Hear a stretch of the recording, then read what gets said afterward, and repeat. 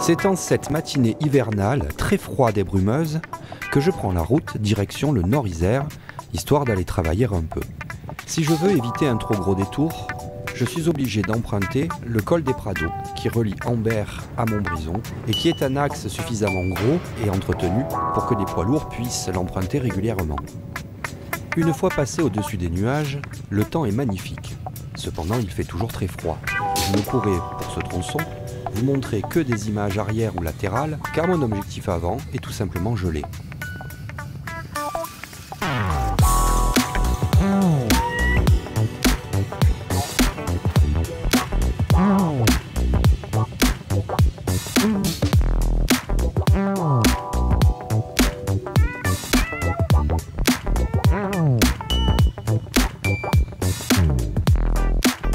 Passé le col des Prados, l'état de la route se dégrade.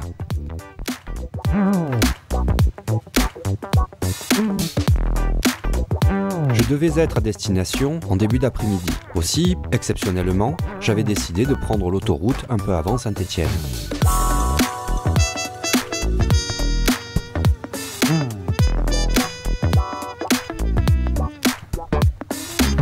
Mon itinéraire devait me faire passer par une route secondaire, afin de rallier l'autoroute de là où j'étais.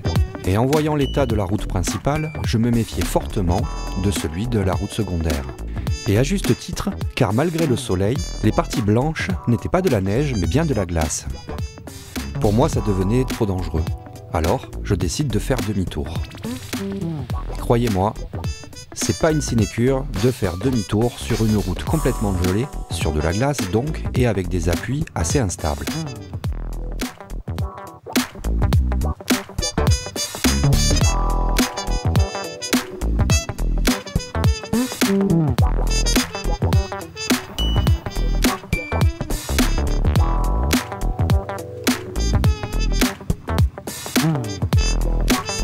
Et à ce moment-là, je vous avoue que je pensais fortement à une chute potentielle.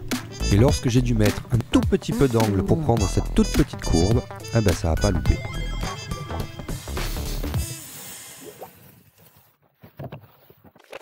Alors revoyons en détail ce qu'il s'est passé.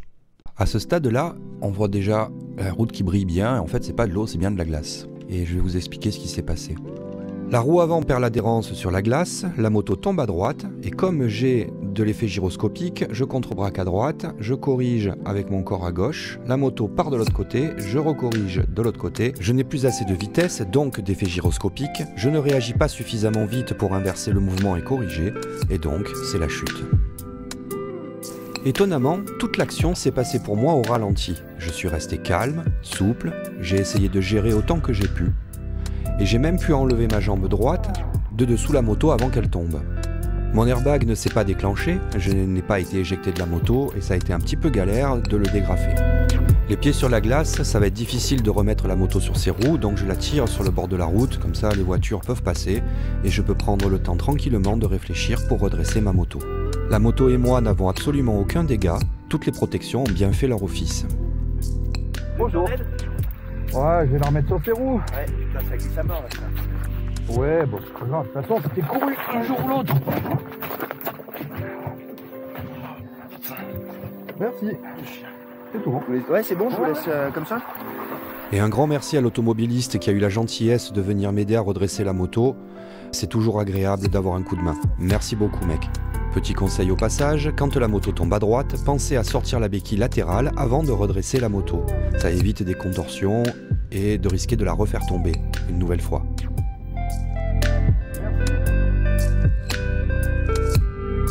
À travers cette vidéo, je voulais vous montrer l'importance des exercices qu'on fait par exemple lors du permis pour le lent, mais aussi des exercices que j'ai trouvés sur la chaîne de Tom Barrère, des exercices d'équilibre qui m'ont permis de ne pas me gaufrer dès la première perte d'adhérence, mais bien un peu plus tard.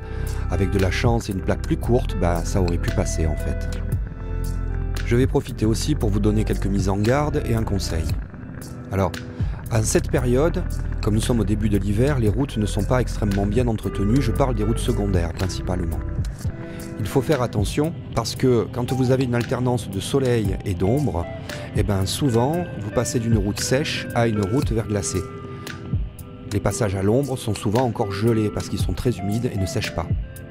La deuxième mise en garde concerne le soleil lui-même. Lorsque la route est mouillée, il se reflète dessus et donc il a tendance à nous éblouir et on ne voit pas le virage suivant. En tout cas, on ne voit pas l'état du bitume du virage suivant. Et comme il est à l'ombre, il y a de fortes chances qu'il soit gelé. Donc l'idée, c'est de savoir où se trouve la glace pour placer la roue au bon endroit. Et enfin, un petit conseil, c'est de prendre en compte l'état du bord de la route. Le bas-côté est un bon indicateur de l'état du bitume. Même si le bitume est salé et qu'il va geler donc beaucoup plus bas en température, un bas-côté grandement gelé vous indiquera de faire très attention sur ces passages-là. Un petit conseil bonus, sachez renoncer quand c'est nécessaire. Exemple de la semaine dernière. Juste pour vous montrer du coup. Alors ce type de route là, ce type de neige, ça fait un moment qu'elle est là. Elle est molle, mais elle est hyper glissante en fait.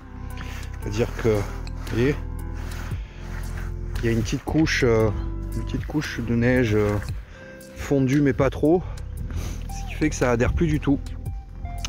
Voilà, donc je suis arrivé en haut de la côte là, mais c'est absolument pas sûr que je puisse repartir. Donc là, j'ai fait appel à un ami qui va venir me chercher avec la remorque parce que même les voitures ont du mal à passer là.